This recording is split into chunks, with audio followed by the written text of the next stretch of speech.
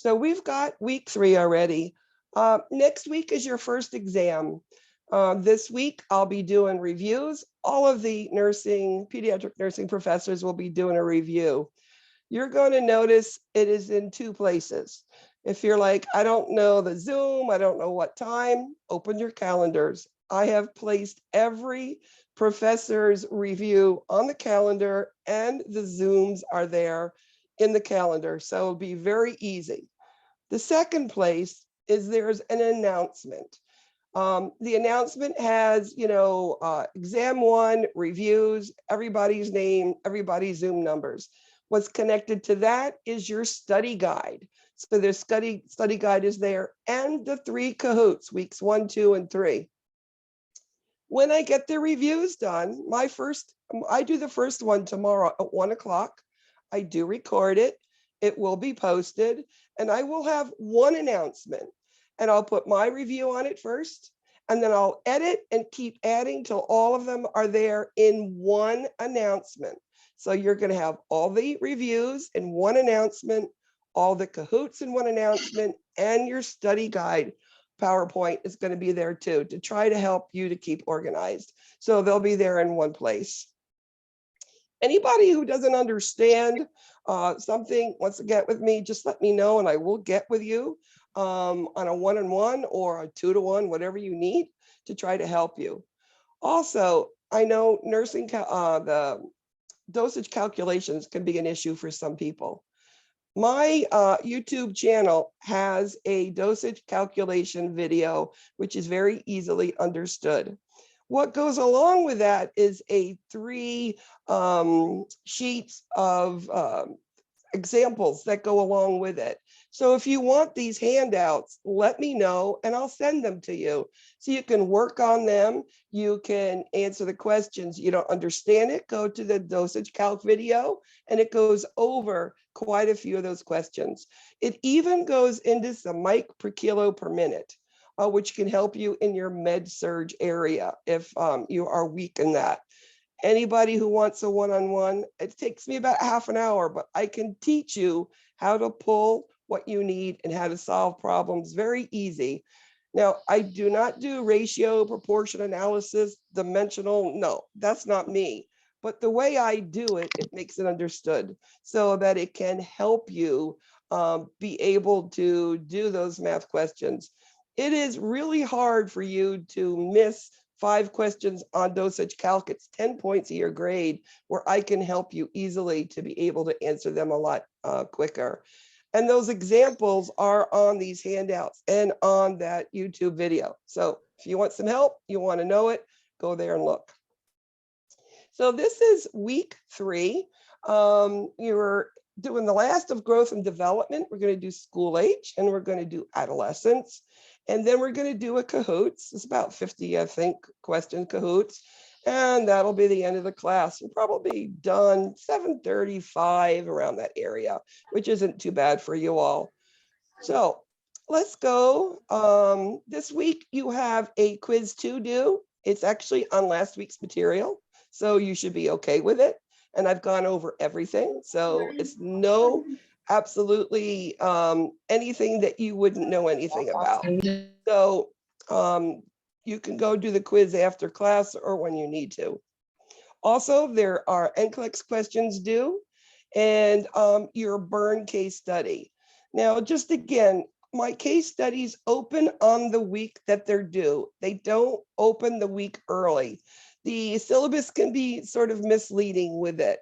So my burns opened on Monday today at 12 midnight, and it's be open till next Sunday for full credit. It's open for 1 more week after that, and then that's minus 10% because you're late at that point. And I'll let you know. I'll send you a little reminder so that you're aware that, hey, you didn't do it. Here, you can do it, minus 10%. So you know that you'll get that from me. Any questions? We will be doing a class next week after the exam, and I will be doing it class not with a PowerPoint. I'm going to do it with a Kahoots. I think I can get all the concepts you need with it by doing these Kahoots with you. And if anybody wants to go over the PowerPoint with me, because you will get one, not a problem. I will go over it with you. I'd be more than glad to. Just let me know. Just ask. So let's go to our first PowerPoint. School-age children. We'll start there. So school-age children, these are children between ages 6 and 12. If you can imagine, they are babies in the beginning, young children with all their baby teeth in. So it starts with them starting to lose their teeth, and it goes all the way to they start at puberty. And that's the end of your school age. So you start with baby teeth, you get all of your permanent teeth, and then you start with puberty. Remember, even though children look older than others, I mean, you have some 12-year-olds that look like 20-year-olds. Remember, just because they look older, emotionally, they may not be there. So remember the age of the person you're speaking to. Middle childhood, of course, the growth slows down. It's only 2 inches a year, but in 6 years, you can gain 1 to 2 feet. So they do get, 6 years of time. So they do get taller. Their weight is 2 to 3 kilos. Their weight can double. And at this point, at age 12, there's no difference between boys and girls. We know that all of a sudden in adolescence is when the boys get bigger.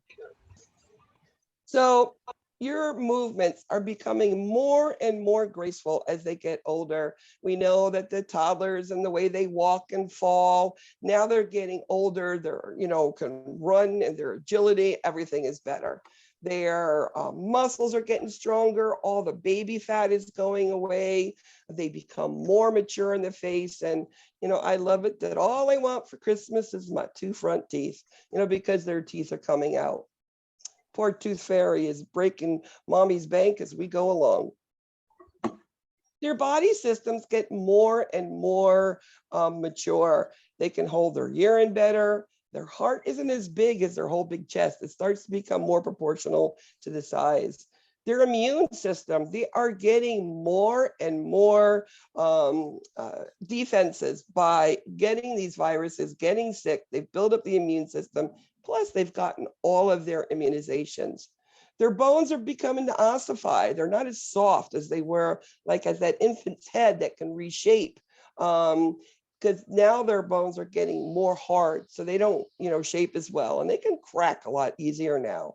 And again, remember, just because they look old doesn't mean that they can handle, some social events and, sometimes their emotion. So prepubescent is an area from the ages about 9 to 12, 10 to 12. We know boys do have puberty later than girls. It's about 2 years. That's why when you're in about 5th grade, you're age 10, we still think boys are stupid and dumb because they're not as mature and they're not going through puberty yet. So boys, they'll catch up in adolescence. Now, when we're speaking about school-age children, we're talking about how to assess them. You got to realize, how old are they? Are they 6 years old or are they 12 years old? So a 6-year-old, you need to do an x-ray. You're not just going to say, oh, you're going to go to the x-ray department and get an x-ray of your chest. They're going to be scared. They don't understand it. So how about if you said, I'm going to take a big camera and I'm going to take a picture of you. And then we're going to see your insides. And when you come back, I'm going to show you the picture. Now, that's not threatening to that 6-year-old. I mean, a 12-year-old might have already had an x-ray. You don't know, though. So ask them. And then you might have to explain it this way, too. You need to inspect, auscultate, percuss, palpate, like an abdomen. Remember those lymph nodes. You should not be able to feel them unless they're sick. That's when those lymph nodes get bigger. When you are assessing the hypoglossal nerve, that's cranial nerve 9, how do you do that with children? Well, you just have them stick their tongues out. And even infants will stick their tongues out for you because they like to imitate what you're doing. Bronchial breath sounds. This is the bronchus. This isn't the true and real breath sounds. This is, your trachea that we're talking about. You put it over the trachea at the suprasternal notch and you listen. If you hear this noise, we know it's this upper airway that's going on. So Freud, we haven't talked about Freud with our theorists, but Freud is more about sexual and same-sex peers and whatnot. But when we talk about the school-age children, Freud talks about that children are in relationships around same-sex peers. They don't are boy and girl until the end of school age and then into the adolescence. And then, they still want same-sex peers, but they're more open for, sex from another sex. Now, Erikson. Very important that you understand school age Erikson. Now, Erikson talks about industry versus inferiority, okay? So industry, what does industry mean? Well, industry is school-age children, sometimes they do something well. It could be that kid who likes to play sports, and he can hit that ball well, run the fastest, or it could be that they spell the best, they write the best, they math the best, or they read better. So a task that they can master and do well is called the industry, okay? Now, inferiority, what is that? Well, inferiority are those things they can't do well. I mean, you have some children that are good in schoolwork, but are not good at sports, or they're good at sports, they're not good at schoolwork. There are things they want to do everything well, everything, and they can't. So they feel that they're upset with it. They feel inferior because they can't do some of these tasks. Piaget. Piaget is when their cognitive ability, they start to think more and they start to understand concepts between like a car and what it does and how does it run, or how to push it or how to make things and how what things it does, whether it's like a dump truck or a bulldozer. They're understanding that it's just not this truck to pull around, that it does things. So that's between the relationship and the things that it can do. Another thing they're into is a master of conservation. So I use this analogy with my children. So on Friday nights, I used to go shopping and I used to buy each one of my children a box of Little Debbie cookies or whatever. They love those treats. And they had 10 of them in the box. So those were for when they came home from school that they had a snack because they want to have something snack and they're hungry. So they knew that if they ate them all at the beginning of the week, there's nothing left for the end of the week because I wasn't going to go out and buy more till Friday. I mean, who has all this extra money to keep replacing the snacks in the house, right? So they knew they had to conserve it. And that's what it means by concept of conservation. They also understand liquids. If it's in a tall glass or a short glass, you pour it, it's the same water. They know that even if it looks like it's more, it's not. Now, I want you to know I'm in a thunderstorm right now. I might lose you. I don't know how this house works. If I do and can't get back, I will make sure you get the other classes recording, okay? I'm just warning you. All right, I'm hearing out there pounding. All right, a ball of clay is a ball, or you flatten it out, it's still the same amount of clay, right? It's just in a different shape. Pennies, they can be organized or they can be sporadic. It is still the same number of pennies. So they're understanding this now. Kohlberg. Well, we know Kohlberg's all about moral standards. Consequence for each, right? So older children are starting to understand why you do things and why you get the punishments are good or bad. And they know that if they do something bad, that what the punishment will be, and they still may do it if they feel they wanted to do that. Whether it is go get a popsicle out of the refrigerator before dinner, or they were told no, and they know they're going to have something happen, but they wanted that popsicle so bad. It was bad, but they did it knowing that they would be punished. Their spiritual development, they're in very concrete terms. They want to know, they want to understand more about their spirituality, no matter what your religion may be. They want to know what God is, whatever the name of your God is. And the one thing about school-age children, when they get sick, they know that they're going to be punished by God. Normal behavior. They feel this way. So I used to have children come in with appendicitis. They need surgery, school-age children, which is a big population that gets appendicitis.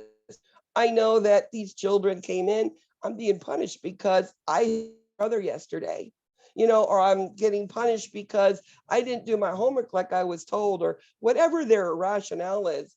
And before surgery, I would always sit down next to these children and give them a hug and say, you didn't do anything wrong to cause this to happen. There's just this little piece of tissue that said, I'm bored in here. I don't want to be here no more. And they're going to take it out. And it used to make these feel a lot better that they weren't being punished because they had done whatever thing. Social development, so important.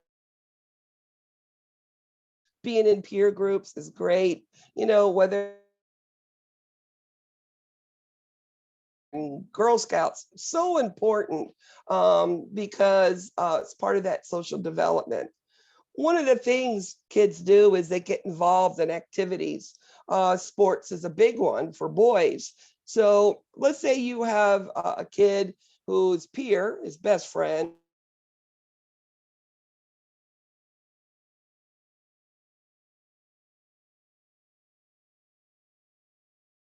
play it, and you want to stay with your peer. Very, very, very important. And again, at this age, sex peers, just like what Freud says. As I said, all of these things with peer groups and stuff and Girl Scouts, et cetera, so important. And why? Well, number one, they are involved in a social activity with other children and they're doing things together. They have to be cooperating with each other. You have an adult telling them instructions, they're following it. It's important that they learn to be able to do that. Families are very important to this age group because they're starting to go out in the world and we need to keep them safe. We need to make sure that people aren't doing things to harm them or they're doing things to harm themselves. And that comes through good communication. And we know parents at this age, the kids are getting older and they're getting more fun and they're getting, be able to be more on their own. But parents need to be parents and not their friends at this point. They need to be there to support them, help them, and guide them through these ages. Play, yep, play keeps going. I think play is all lifelong. There's rules and rituals, and they get to learn to follow them. They know how to follow the steps. They'll know how to work a job because this is what you need to do. We know the rules of a game and we did it. It's the same as training them as they get older. Working in a team is important and playing alone is important. And this ego mastery, they like their egos. That's some self-worth, that they are doing things to please themselves, like playing a piano if you like, or cooking or reading a book, whatever it is, they're going to do these play issues and they're going to be mastering them. They're starting to get aware of themselves and what they can do, what they can't do, and very important about their appearance. They want to dress, they want to be cool, they want the neatest sneakers, etc. Starting in the later part of the school age.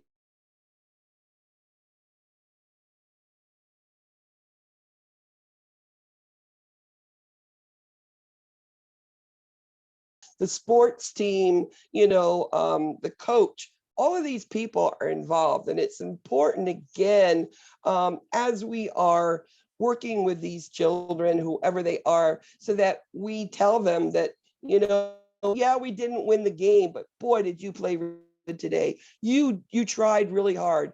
That's what's important. And that does promote that self-respect, that self-confidence, and keeps a child happy. Body image, they are starting to know who they are and what they look like. Your hair and your eye color are the most important, things. You'll see girls start putting their hair up and putting bows and barrettes and putting them different styles. Eyes, I mean, think about that child with those big blue eyes or the big green eyes different than the brown of everybody else. And, these are important. As we get to that older school age, it might be that time where they start putting eye makeup on. Girls love to play with that stuff and the colors and, the liners. And because, they've got those green eyes, want everybody to look at them. They're starting to be aware of differences with other people. And when they don't have everything somebody else has, or somebody you think is skinnier or taller or prettier or this than the other, they're starting to learn about that and, trying to make themselves better. And they're starting to know if children have like hearing aids and braces and, eyeglasses. They're starting to see that. We know the beginning of school age is that entrance into kindergarten. So now we're in a structured world. They need to get up, get dressed, eat breakfast, go to school, sit and study and listen and be structured throughout the whole thing. So very important, these children to be able to adapt to that. We have at this beginning of school age, we have the family and we have school are usually the two big influencing people in their lives. When they get to school, they have children, all different cultures, all different races, and now they're starting to learn all about all these different peoples. And you were starting to get the friends. That peer relationships become extremely important. Nutrition, nutrition, nutrition. Most important thing in life, right? So school age children, we know that these children still need really good nutrition to be able to eat, to be able to grow, for their minds to grow, to be alert, be aware. They're starting to know what foods they like and what they don't like.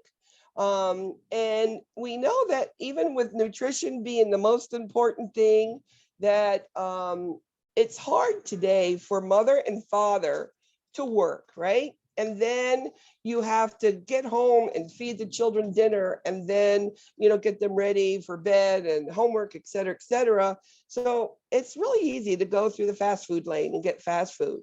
Not the best choice, but it's not always easy to have all that healthy food in the house because it is very expensive. It's more expensive than fast food, okay? Now, children in the school age area are really those children who need to understand about nutrition. They need to understand all the food groups, how many of each.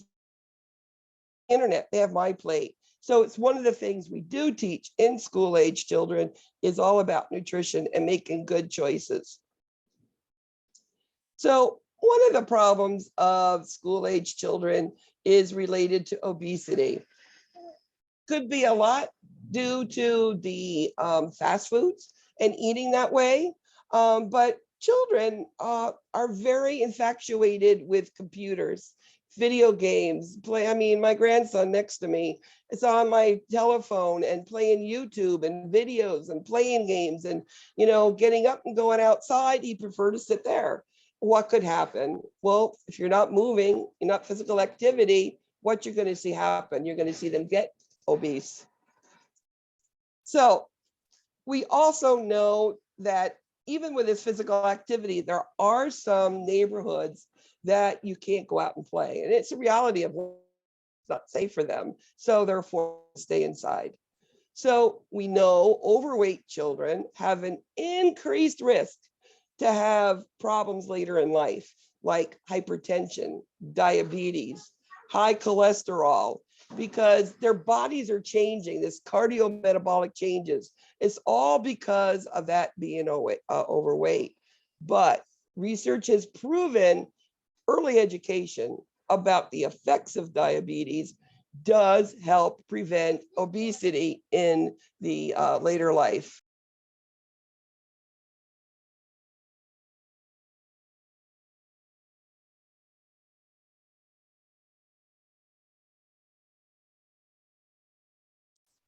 Okay. Nana, but I already have a rash. I know. I'll talk to you later, okay? All right, sleep. School-age children with sleep. Well, infants, toddlers, preschoolers, probably still taking a nap, still sleeping quite a good. School-age children can go without 9 to 11 hours at night. We know early school age, about 6 years old, you still have to fight putting them to bed. Oh, I want another hug. I want another kiss. I need a glass of water. I have to go to the bathroom. I need to give mommy another kiss. I mean, it goes prolong, prolong, prolong. It's just part of what they are. As they get older, they're not going to fight anymore. And they're tired. They're going to bed. Sports, exercise, activity is good. But remember, there are a lot of problems with sports if they're not coached properly. We know that you don't have to win every game. You don't have to lose every game, but you have to play the hardest you can. Give me a second.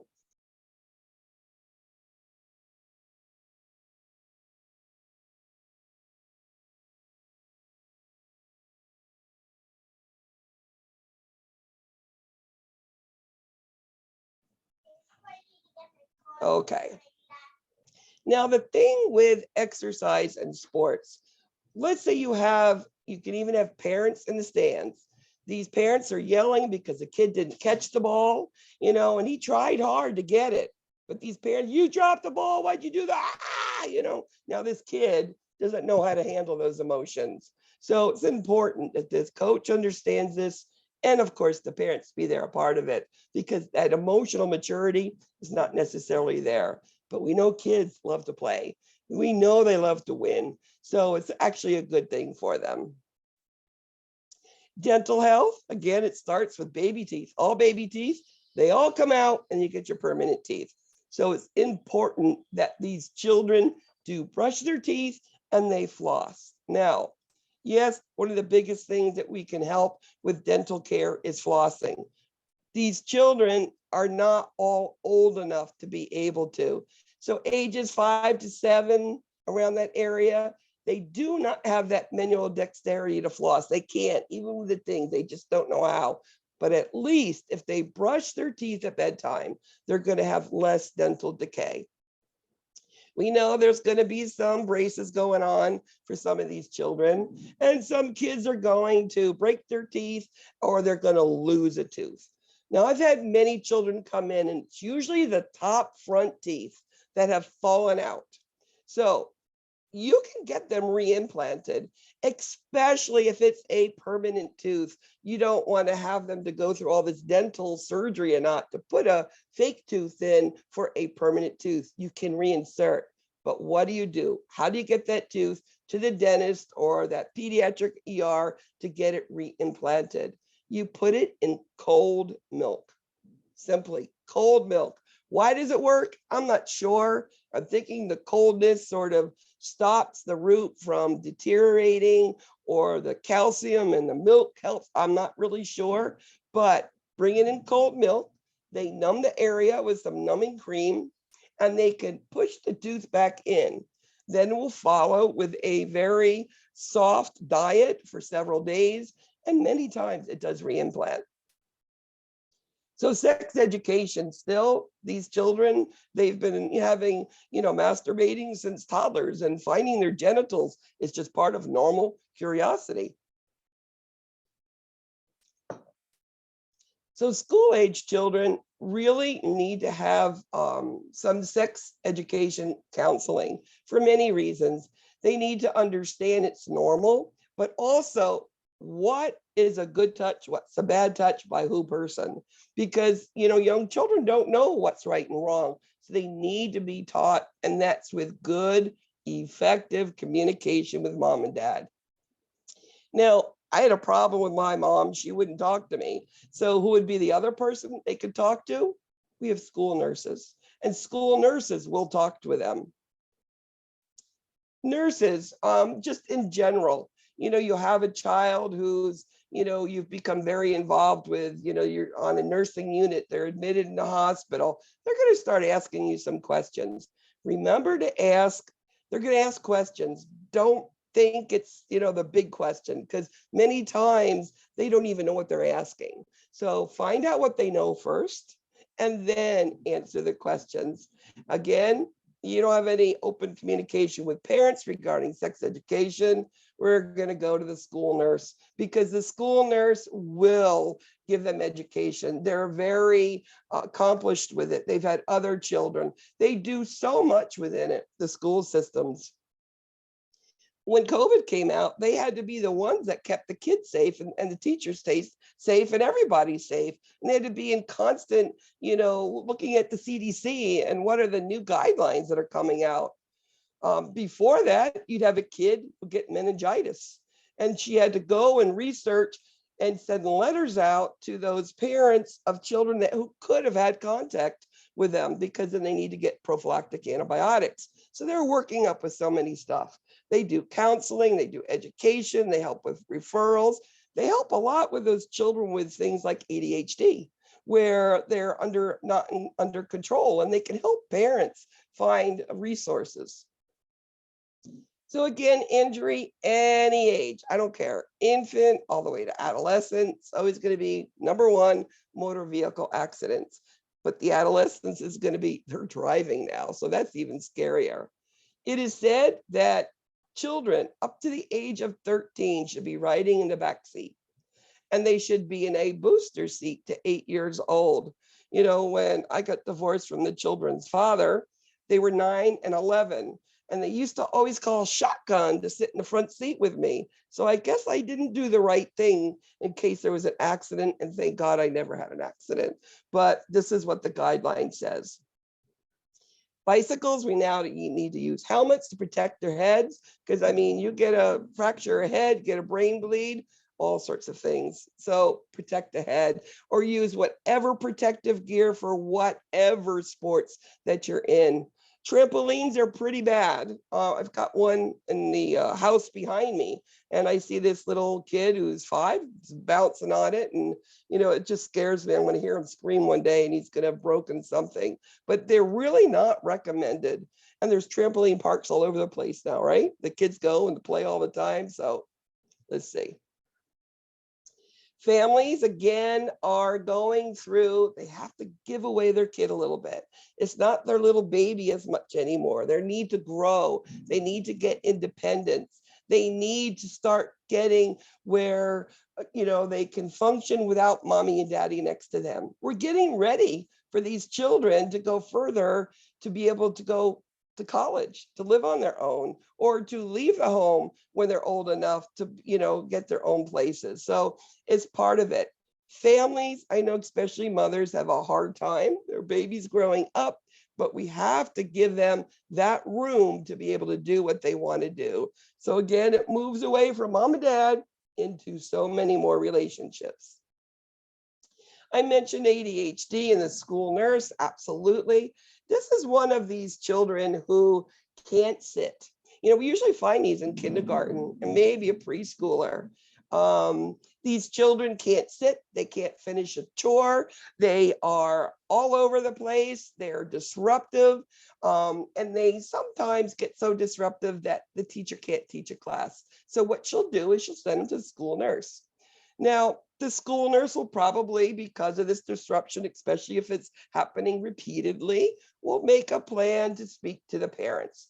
Now, one of the things that we could do is think that parents have done absolutely nothing. The first thing you need to do is listen to the parents. What have they done? What have they tried? Where did they go, to try to take care of their child? Do they know they have some sort of ADHD or ADD or whatever, they just can't focus? So after the nurses listened to these parents, what they've done, because sometimes you'll be surprised they've done a lot and nothing's working, then you can make a plan or help them, maybe another avenue that could help them. So a child has an avulsed tooth, it's knocked out, right? The parents are reluctant to try to reimplant the tooth. I wouldn't do it either. Where should the tooth be placed for transport to the dentist? Anybody? A. It's in cold milk. Absolutely. All right, let's go into adolescents. I think probably this is the hardest group of children to work with, because they're the hardest to open up and be able to talk with you. This is a very confusing time for children. They're somewhere between being a kid and being an adult. They don't know where they need to be yet. They have rapid physical, cognitive, social, emotional maturation. They grow up and they've got to be able to function in so many different ways. So the adolescent child starts with puberty, right? Because that's the end of school age.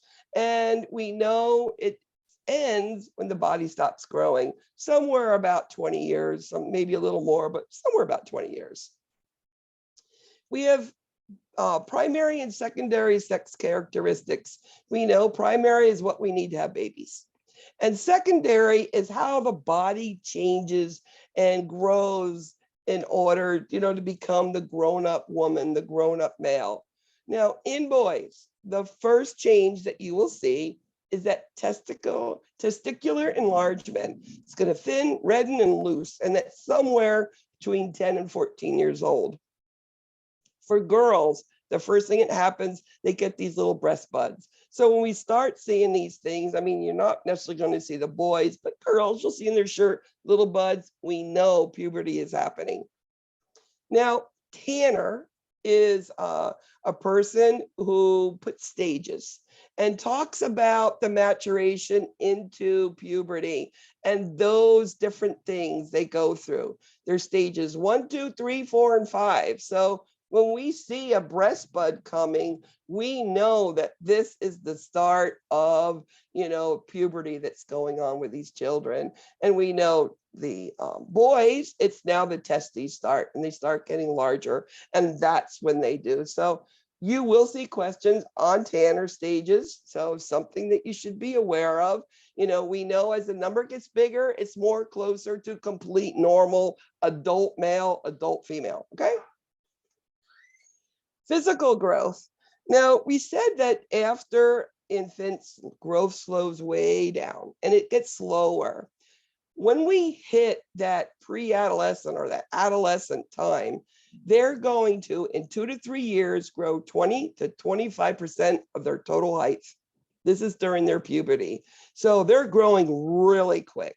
So try to feed a boy who's gone from 5'7" to 6'2" like I did. You can't keep enough food in the house because they're growing and growing and they're eating because, they're growing so much. Obesity is more seen in those girls who have early menarche, and obesity has no really correlation with boys, but both of them, their voices can change.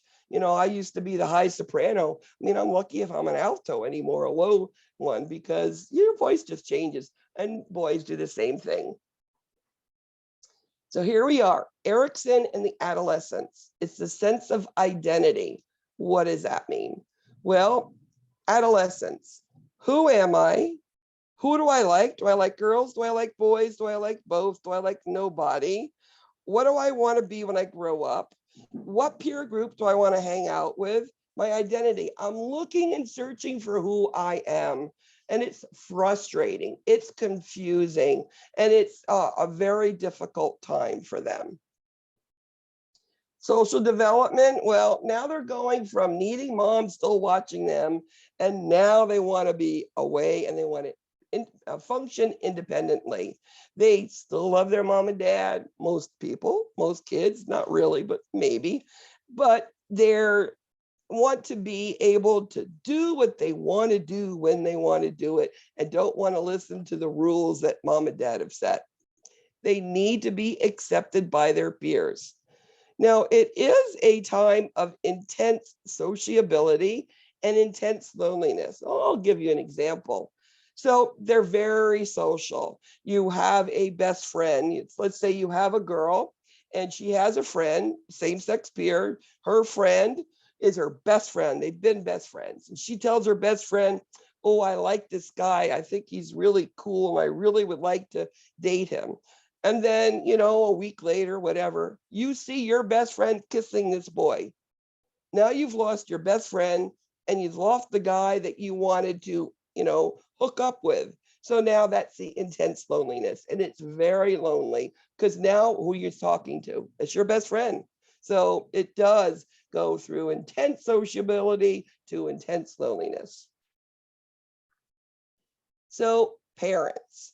Now, parents are still needed to be parents in this time. It's a little bit closer to friends, but still they need to be there. There are times in their life, like when this girl has lost her best friend, had lost the boy she wanted to be with. Who's she going to talk to? Hopefully mom will be there to say, it's okay. You're going to have another good friend. You're going to have another boy. There's a cuter boy around. They need that.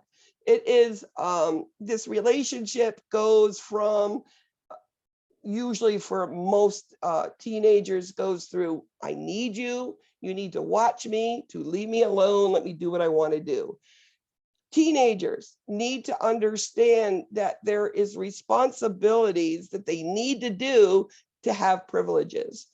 If they want to go to the movies on Saturday night, they need to get a good grade on their exam. The garbage needs to go out.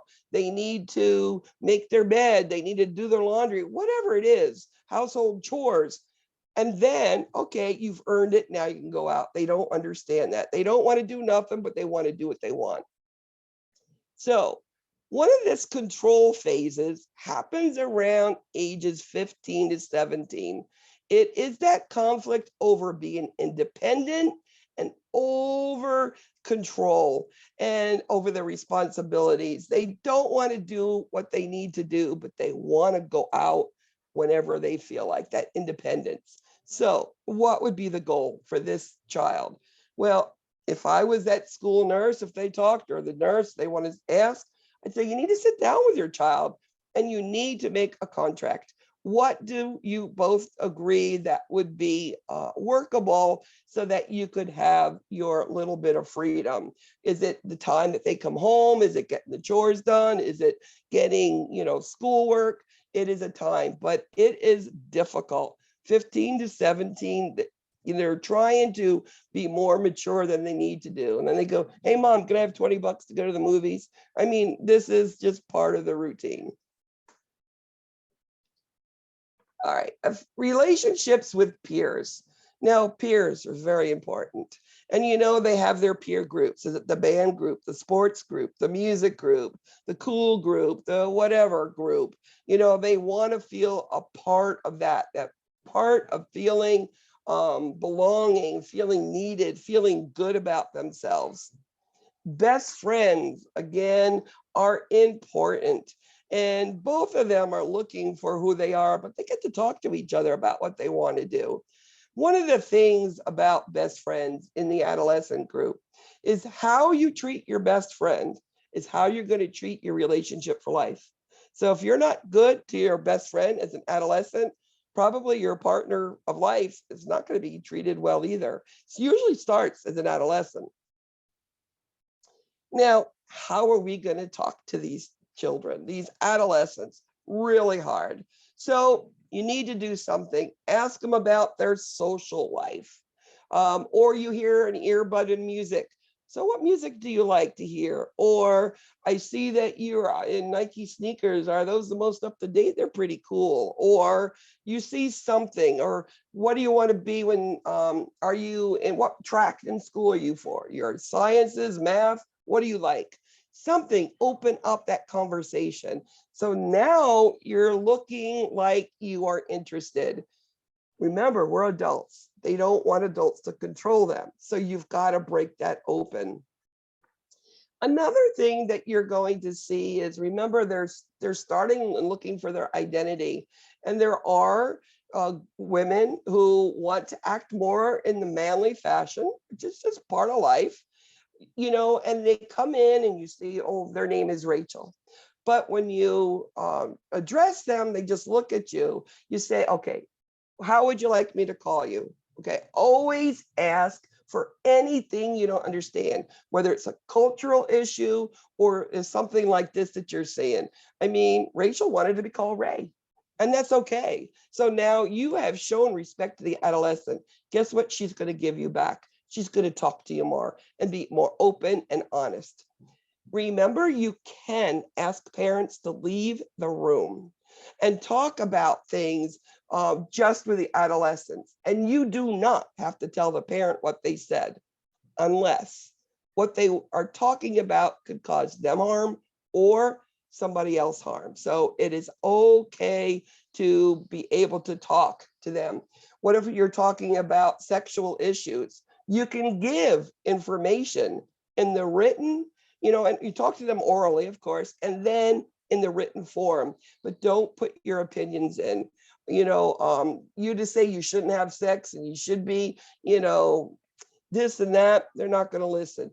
You should just give them just written information, and they can make their own decisions then. Another thing is they say they can't talk to their mom about this stuff. Tell them there's always the school nurse. The school nurse is always there. And again, they're really good at this because it happens, more than you know. One of the things that they get in the adolescents is their HPV vaccine. And we do give it to boys too. That's always been a question. Yeah, boys get it too. Nutrition. Again, they're cognitively, they still need it. They're doing that growth spurt. They need good nutrition. But what happens with adolescents? Well, their big thing is body image. And if they feel they're heavy, what are they going to do? They'll get a protein bar and a bottle of water, maybe an apple, walk out the door, and that might be all they have all day long because they might feel like they're too heavy. So you've got to, really describe to them, good nutrition. Now, what if you're having an issue with health issues? Could it be due to nutrition? Well, you need to know what they're eating. So what you do have them do at least a 24-hour diary of all their foods. And then you can look at what they eat and see, yeah, you had a protein bar, you had half an apple, and you had 3 waters. That's really not nutritious. Now, adolescents should get as much sleep as infants. They should. They need it. They're doing that big growth spurt, just like the infants did, right? But they don't. Why don't they get to sleep? It's because they have schoolwork, they have social things that they're doing, they're going to the movies, they're doing everything they need to do, and they don't have time to go to sleep. They should exercise. Excuse me.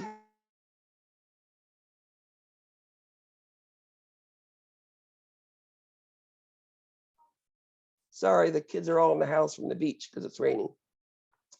So they should exercise, but they don't do it regularly. And they still need good dental health. Again, brushing their teeth and flossing their teeth. Again, sexual education, they need somebody with a good understanding because we see it on TV all the time from you're young. It's there. It's, you tear on any channel, you're going to see it. They should get the information from their parents. They don't always. So you have school nurses, you have Planned Parenthood, and then you have the nurses, anywhere. Safety promotion, again, what's the biggest non-intentional, accident injuries? Well, it's motor vehicle.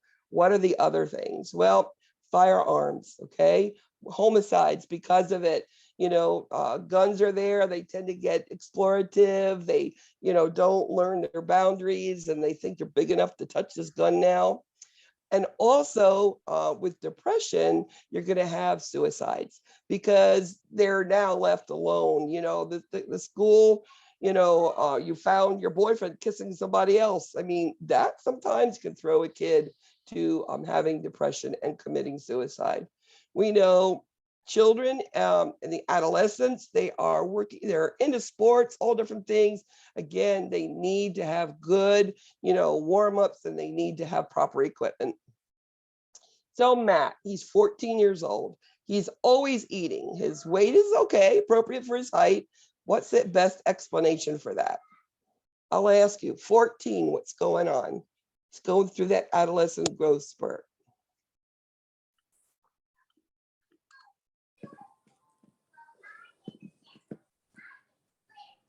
Say A. Yes, it is.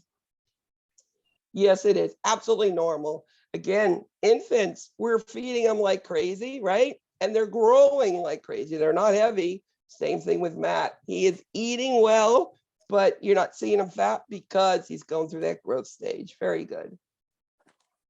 So who wants to win Cahoots today? Anybody? Yeah, Brian always does. I know you do. Oh, Abigail. Okay, who else? Blake, do you want it today? Ah, Jabari, good for you. All right, let's go. Let's get her done. We're running great on time. You should be out right where I told you. Somewhere about 7:35. 228 4644.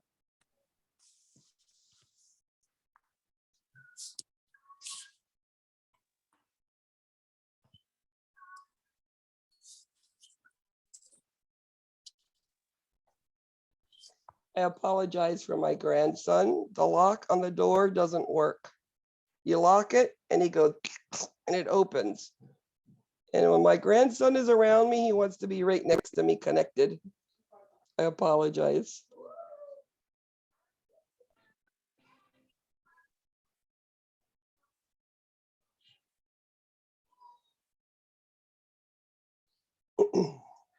Big Money B. Cool. And this is my Blippy kid, the one that you just saw.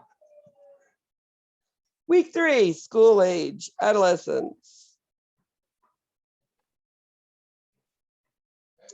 How does the onset of puberty growth spurt compare in girls and boys? What's the difference?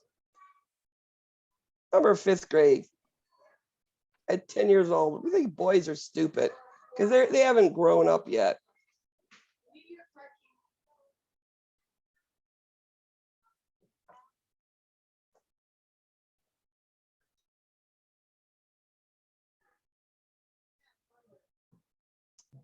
So, yep, it's about 2 years before boys. Remember 10 and 12. That's about when you see it.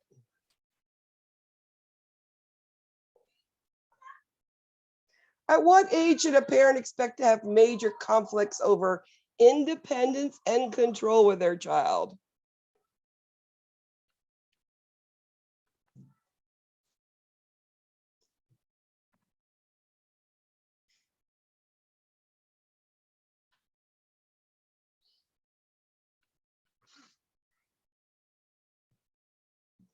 So it's 15 to 17. It's where they think they're old enough. They want to do what they want to do. You can't tell me what to do. It's that I want to do what I want, but they don't want to do the responsibility that's connected with it. The onset of puberty in boys is characterized by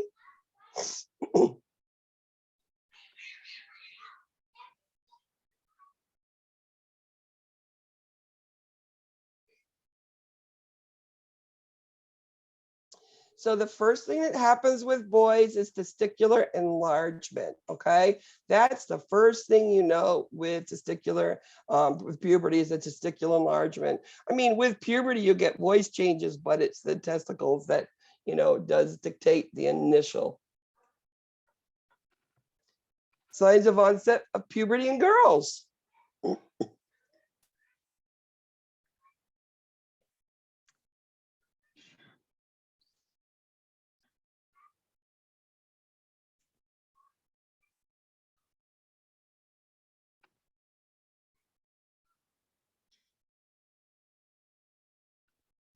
So girls, it's development of breast buds. Yes. And Ms. Little is on fire. What do you use to determine if a female has reached the age of menarche?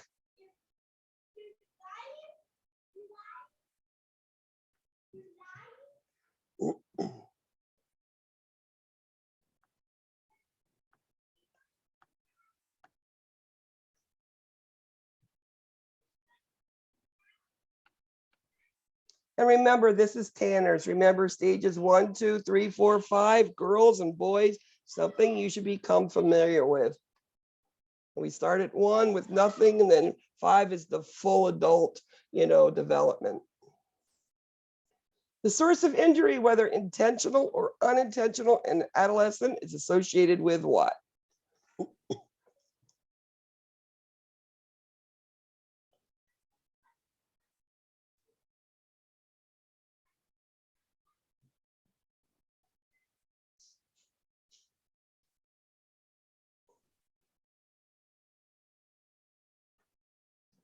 It's motor vehicle accidents. That's always anything. Adults, infants, toddlers, preschool, school age, motor vehicle accidents. If a parent feels uncomfortable talking about sex education, who's a good resource?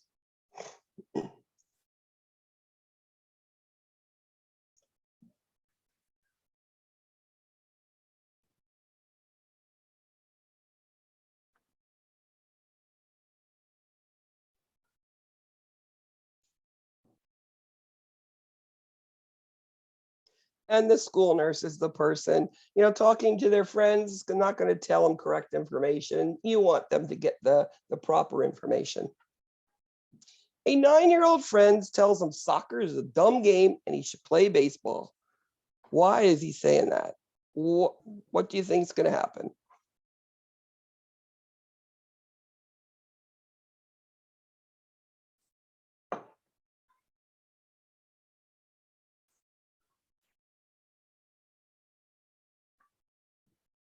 And we know teenagers, school-age children around the age of 9, same-sex peers are so important.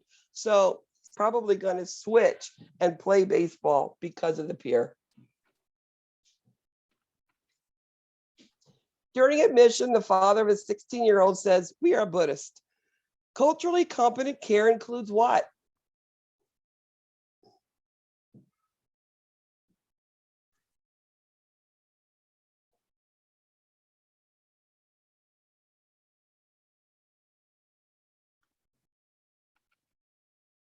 So you can ask the child himself, a school-age child, 16-year-old can answer this question, or you can ask the parents, okay? So either or you can ask. Now, is it a 16-year-old girl? You can't have a male nurse taking care of this patient. No, these are usually they are vegetarian. So you don't want meat on their, meal trays. So very important. If you don't know something about somebody, I'm telling you, anybody would be so happy that you asked, because now you cared enough to ask the question. When teaching sex education and contraceptive for adolescents, what should the nurse consider?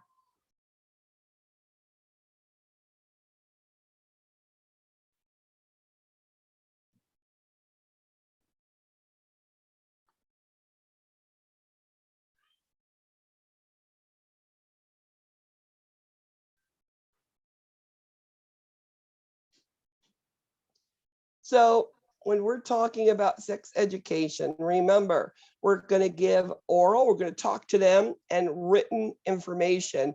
None of our opinions should be there, okay? So that's the answer for that one. A multi-select. The management of an adolescent obesity should include what?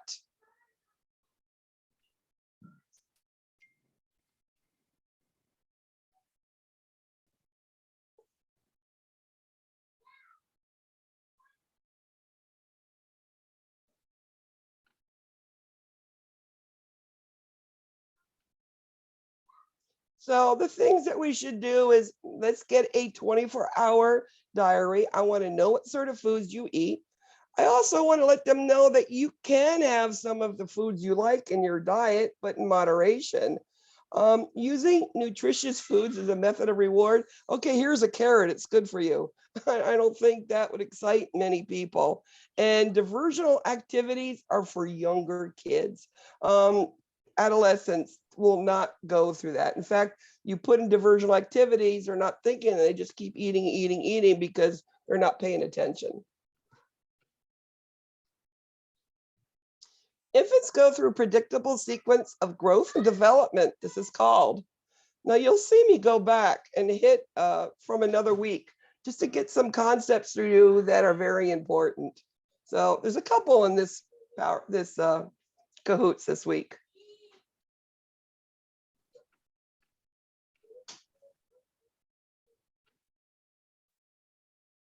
So it is called sequential trends. It goes in a sequence. It's a predictable sequence. So it is called sequential trends. Which benchmark serves as the end-in period for school-age children?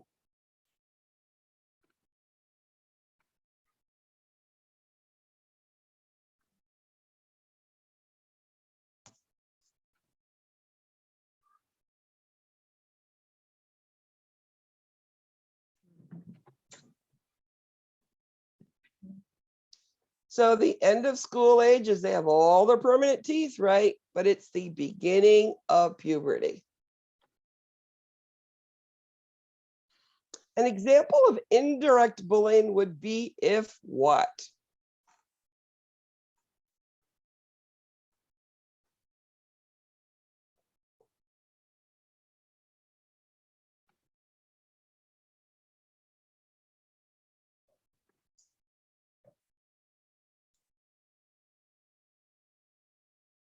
So social media is a really thing that's been looked at a lot lately. I was watching a program how this one child, this adolescent, was constantly teased on social media.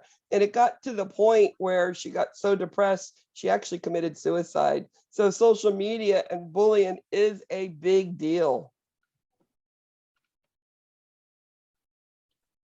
What action would improve dental health in the school-age child?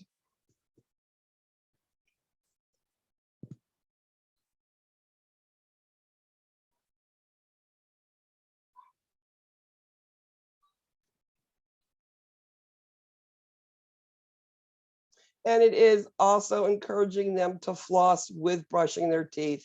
Remember, young children 5 to 7 do not have manual dexterity to be able to floss, so they can only brush their teeth, and that's okay, especially before they go to bed at night.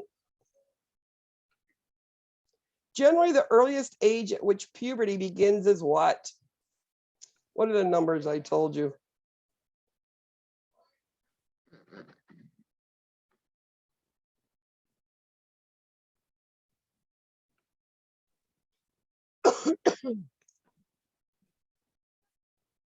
And it's 10 girls and 12 in boys. Boys are behind. That's why boys are stupid at that point. Most girls think then. So an 8-year-old girl says that she has cancer because God is punishing her for being bad. What is that? God is punishing her for being bad.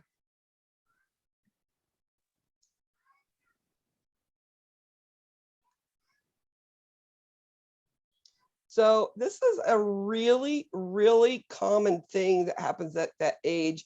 You know, like I told you with these children that I've met with appendicitis, telling them that, listen, you did nothing wrong. It's just something that happened and it's okay. Really alleviates a lot of fear because they think they're going to surgery with God mad at them, you know, and they'll go into surgery better knowing that they didn't do anything wrong, just emotionally. A 5-year-old, 6-year-old needs to get a chest x-ray. What explanation is the best?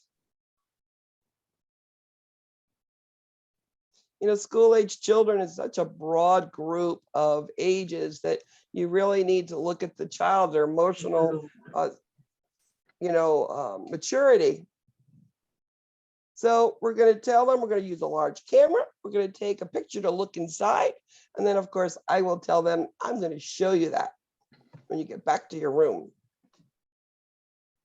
How do you get an adolescent to open up about their sexual history?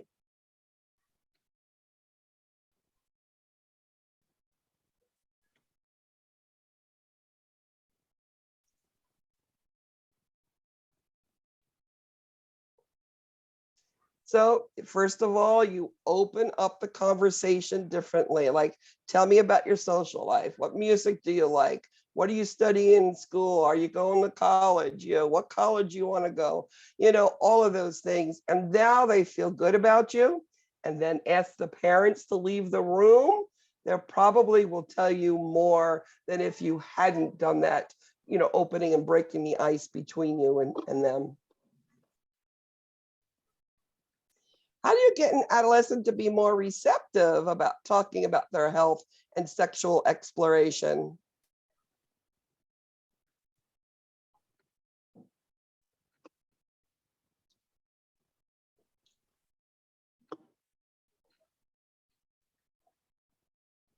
Again, have those parents get out. I know that in my case, I mean, I'm not everybody's, but in my case, I wouldn't talk about this stuff with my parents in the room. I just couldn't because I knew that there'd be repercussions for me.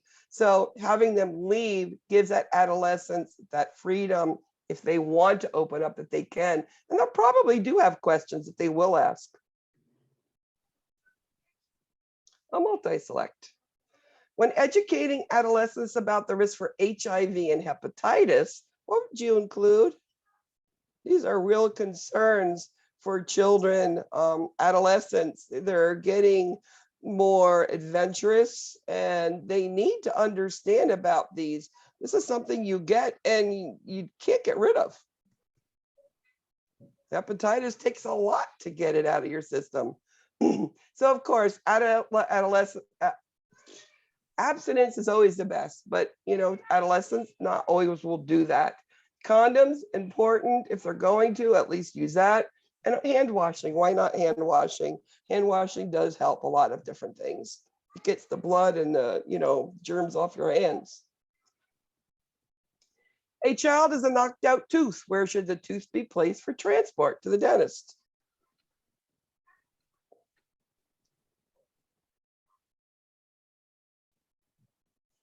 And yes, we're going to put it in cold milk because it's going to keep the root good and the tooth will still be alive and we can reimplant it and we can save a big dentist bill for that parent. A nurse planning care for a school-age child should know which thought process is seen.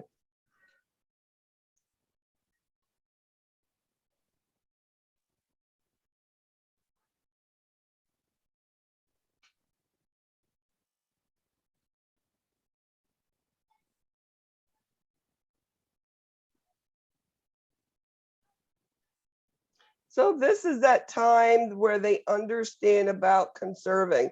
Like my children with a Little Debbie's cake. If they eat them all one day, they're not going to have any more for Friday. So they learn how to space things out, to conserve for their own needs. What stage of Erickson's would you use for a school-age child?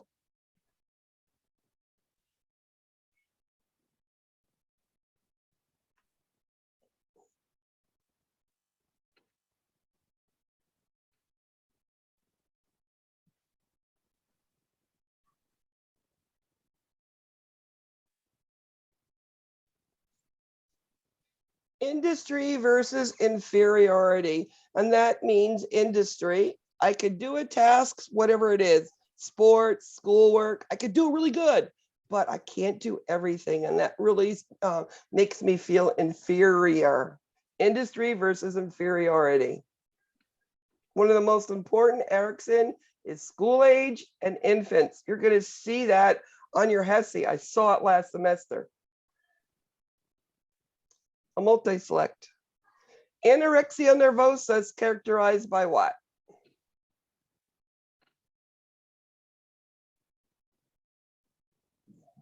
Now, I didn't cover this in, lecture because, we know anorexia nervosa is an eating disorder.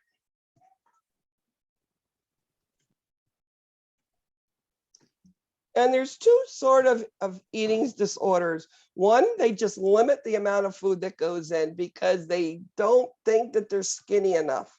So it's fear of weight gain, unrealistic body image, and severe calorie restriction. Vomiting and purging is known as bulimia. Now, bulimia, they eat, and then vomit all up. What you see, the difference is with bulimia, because you're vomiting and gastric acid juices come up, right? They rot their teeth.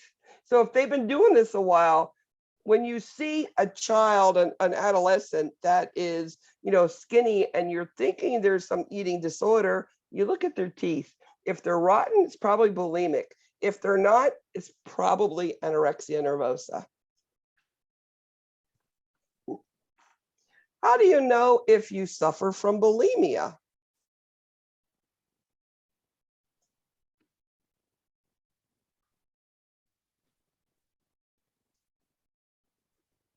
Absolutely. And let me tell you, they eat a lot of food and vomit it all up.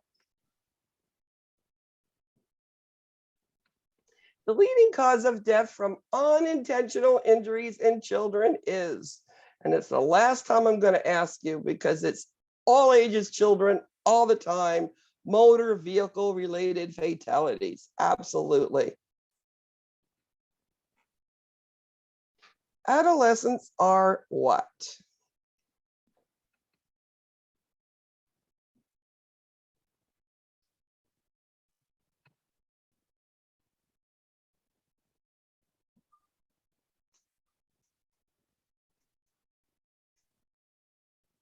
You know, it's a hard period of time. They're stuck somewhere between being a kid and being a grown-up. They are confused, troubled, frustrated because they're trying to find their identities, okay? It's a very hard time of life. What is an adolescent's heart rate? You know, our body systems mature as we get older.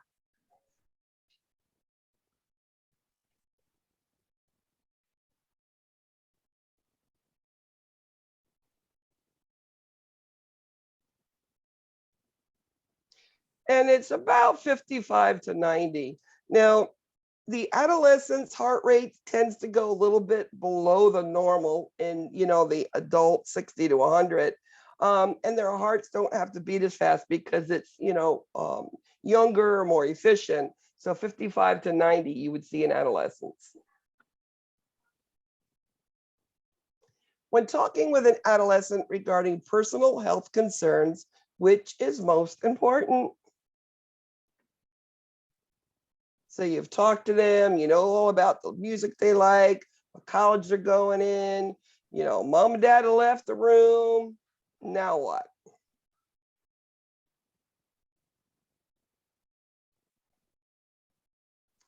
You're going to let them tell you, you're going to listen. And sometimes listening is hard, but giving that opportunity for them to express themselves, then you give them their answers. A parent says their infant puts everything in their mouth. Based on Freud's theory, you would respond.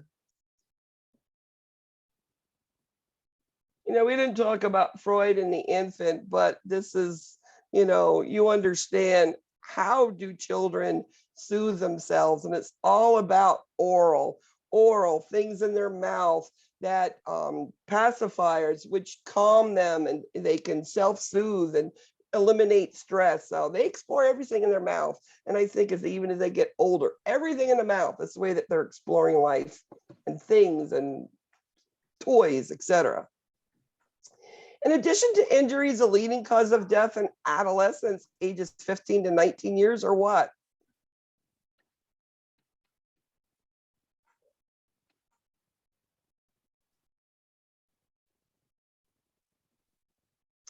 Homicide, those firearms, right? They're playing with them. And then suicide from that severe depression. In school age, conflict of industry versus inferiority. What does industry mean?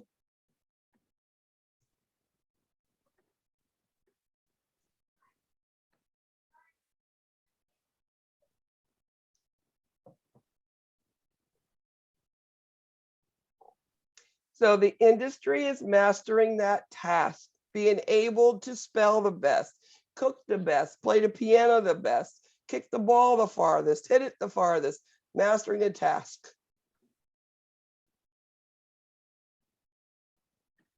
At what age does intuitive thought start? They're starting to be able to see things that are the same color, but they're different. And they're starting to understand some colors are related to certain things. Fire trucks are red.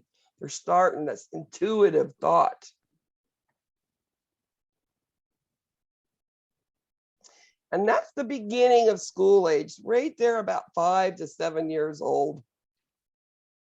Before that, they only have concrete, what they can see and feel. They're not doing anything with the information yet. 5 to 7, they start using the information. Now, which age group prefers to be with members of their own sex? Same-sex peers.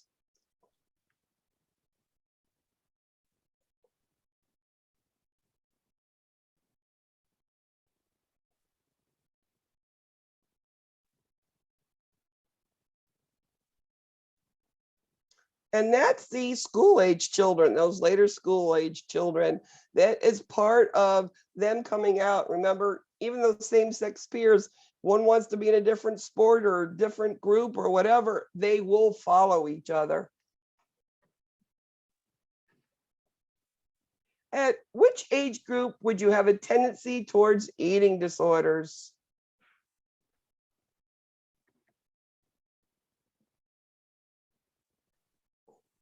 And that's those adolescents for sure. Good. True or false?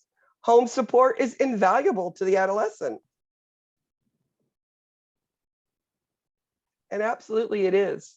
You know, what happens if your best friend is now not because they kissed your boyfriend? Now you're alone and you're, miserable and you need to talk to someone who's there. You have mom and dad, right? Hopefully. And that you do need them there to be there in this support. Not all the time, but to tell them what to do. Contraindication to administering the varicella vaccine to an adolescent. Well, varicella vaccine is a live vaccine. What do you know about live vaccines and who you can't, or what is the difference? What questions are important here? Doesn't matter if it's an infant or an adult. It's actually a MedSurg 2 question. When you are on steroids, corticosteroids, you cannot take a varicella vaccine, a live vaccine. If you are immunosuppressed, you cannot take a live vaccine. Very important question. You're going to see this again, probably in your MedSurg. To improve adolescent health, adults must increase health-enhancing behaviors, such as what?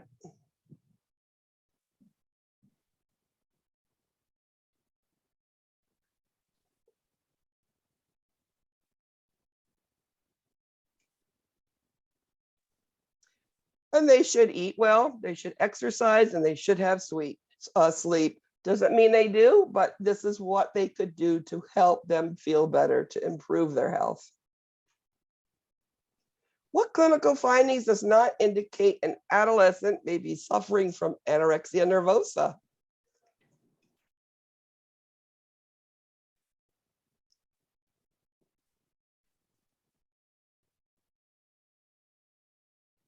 So it's those teeth decaying. What is that? Bulimia, right? So that would be the difference that you would see. The risk of depression in transgender children is what? I mean, today there's more limelights on transgender children. There's programs on TV. We have jazz out there now, so they're being recognized. And the risk for depression is so increased. They're so frustrated, confused, and ridiculed. So very important that we as nurses are aware of that. A 14-year-old in the ED after a biking accident. How should the nurse interact with this adolescent? And if they're in a biking accident, they'll probably come in by rescue as a trauma. I mean, everybody's coming at that child right away. X-rays, doctors, surgeons, everybody's going there. So very important that these children, 14-year-old understands what you're talking about. Give them clear explanations. And as they're asking questions, or telling them, what do you want to know? You need to answer these questions. It'll help alleviate stress. Now, what if this child with a biking accident had a huge laceration and it's bleeding and they're getting stressed and upset and anxious? What's happening? Heart rate's going up. What's happening to that wound that's bleeding? It's gushing now. So calming them down can help this child a lot. Cooperative play, what is that?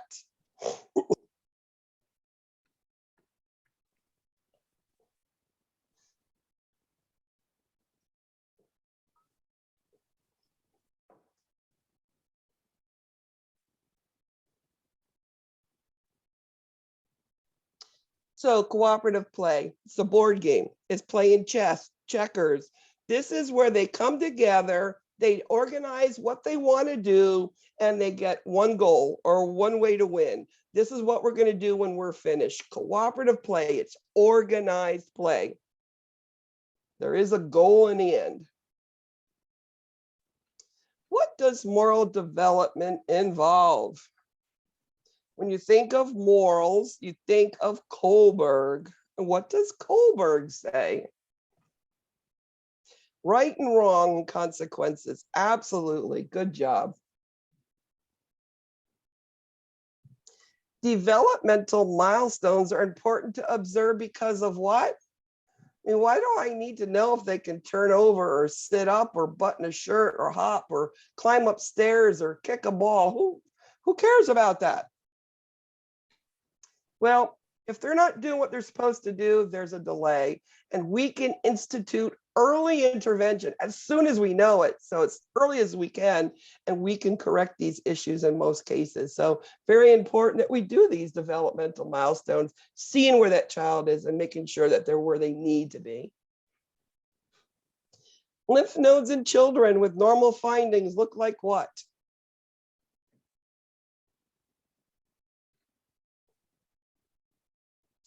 Absolutely unable to feel if they're not sick.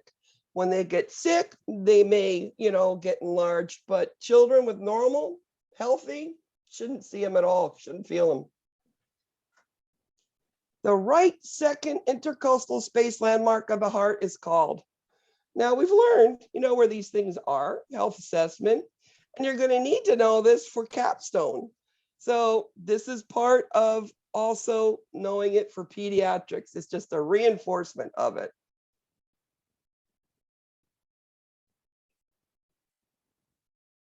And that's your aortic valve, okay? This is just a refresher. You're going to see this, and you're going to use it again next semester. So please look at this good. Thank you. Which nerve controls critical movements of the tongue?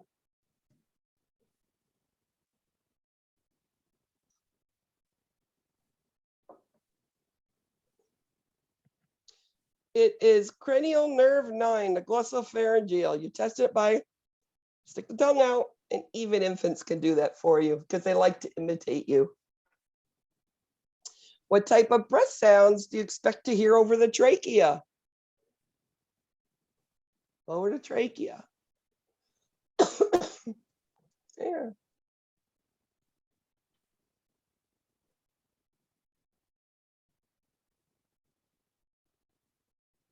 And they're called bronchial. It's not tracheal, it's bronchial. It's that, absolutely those secretions that are in, the bronchus. And you can hear it from the upper into the neck, I usually would listen to, especially smaller kids.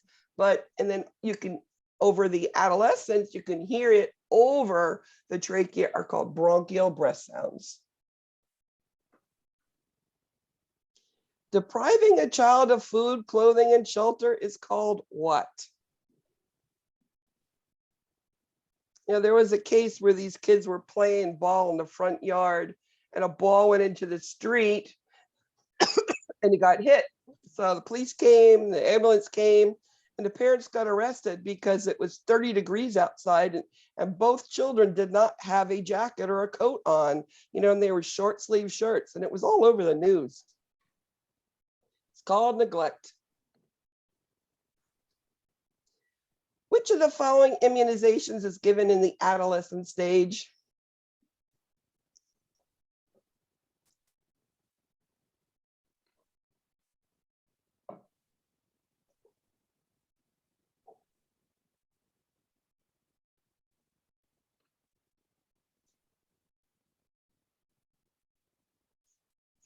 And that's the HPV virus that we have that immunization for. Remember, it's not just girls, it can be boys too. ADHD most likely involves which of the following? What is ADHD?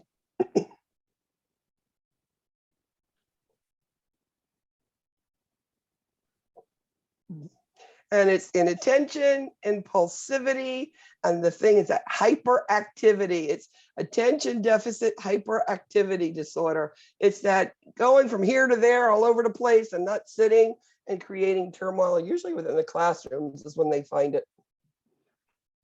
Last question. Adolescents typically place blank on peer relationships.